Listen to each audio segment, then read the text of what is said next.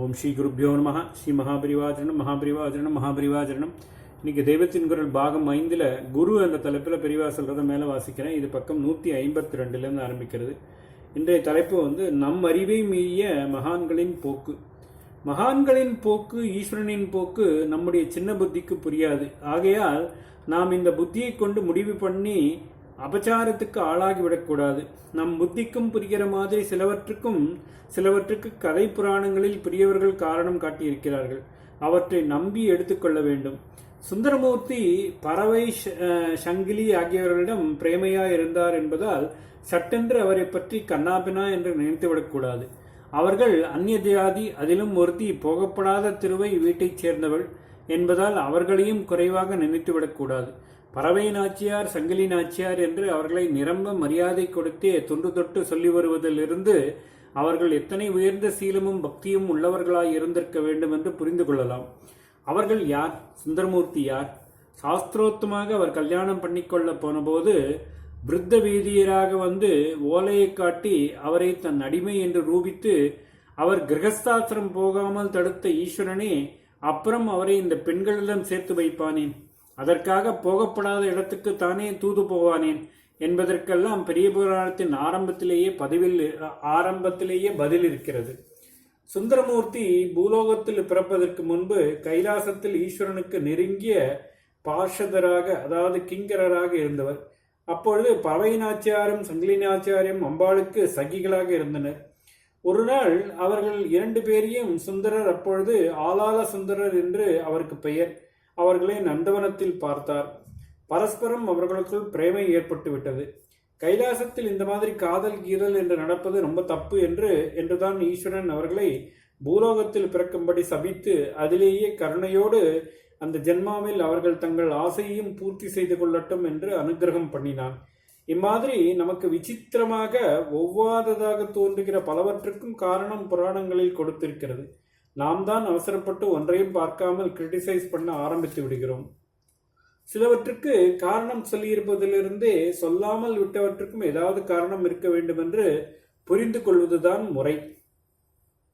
பறவை, சங்கிலி விஷயமாக சுந்தரமூர்த்தியை பற்றி குறைத்து நினைப்பவர்கள் இன்னும் சில விஷயங்களையும் சேர்த்து பார்க்க வேண்டும்.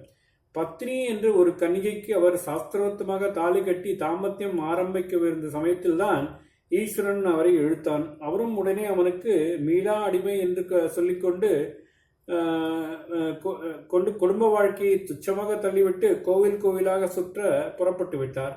அப்பொழுது ஒரு ஊருக்கு அவர் போனபோது அங்கே இருந்த கூட்பிலி நாயனார் என்ற பெரியவர் நல்ல குணவதிகளாகவும் சௌந்தரியவதிகளாகவும் இருந்த தம்முடைய 2 புத்திரிகளையும் சுந்தரமூர்த்திக்கு அர்ப்பணம் பண்ணி இவர்களை நீங்கள் ஏற்றுக்கொள்ள வேண்டும் என்று கேட்டுக்கொண்டார்.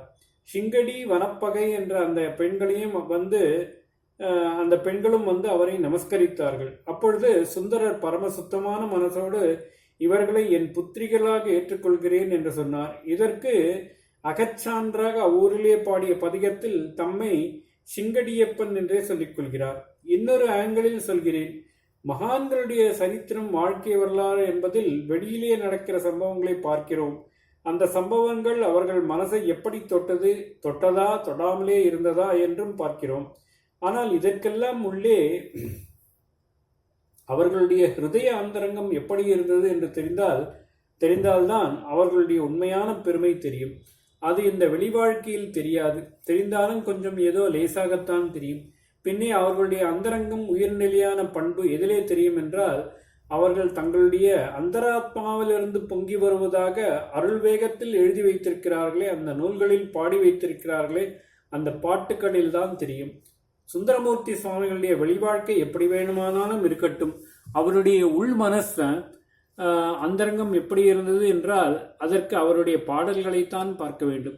இப்படியும் ஒரு உத்தமமான பக்தியா என்று நாம் குழைந்து போகிற மாதிரி அவர் தேவாரம் பாடியிருக்கிறார்.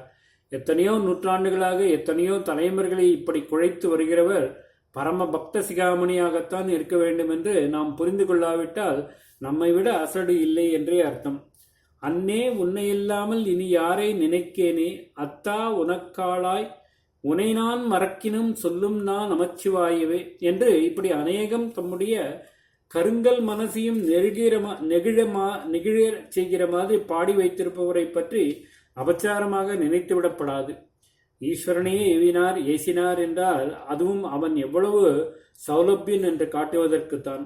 அவனே தன்னை வழிபடுவதில் உள்ள பல மார்க்கங்களில் இவரை சகா மார்க்கத்தில் சிநேகிதனாக பழக வைத்ததால் தான் அவனிடம் உரிமையோடு சண்டை கூட போட்டார். தம்பிரான் தோழன் என்று அவருக்கு ஒரு பெயர். சாட்சாத் ஈஸ்வரனும் இப்படி வன்தொண்டராக இருந்த அவரேதான் அவனுடைய அடியார்களான 63 தம்மை அடியேன் அடியேன் என்று ஒரே அடக்கமாக தெரிவித்துக் கொண்டு நமஸ்காரம் பண்ணி திருத்தொண்டர் தொகை பாடியிருக்கிறார். ஓம் ஸ்ரீ குருப்யோ நமஹ. ஸ்ரீ மகாபரிவாசரணம் மகாபரிவாசரணம் மகாபரிவாசரணம்.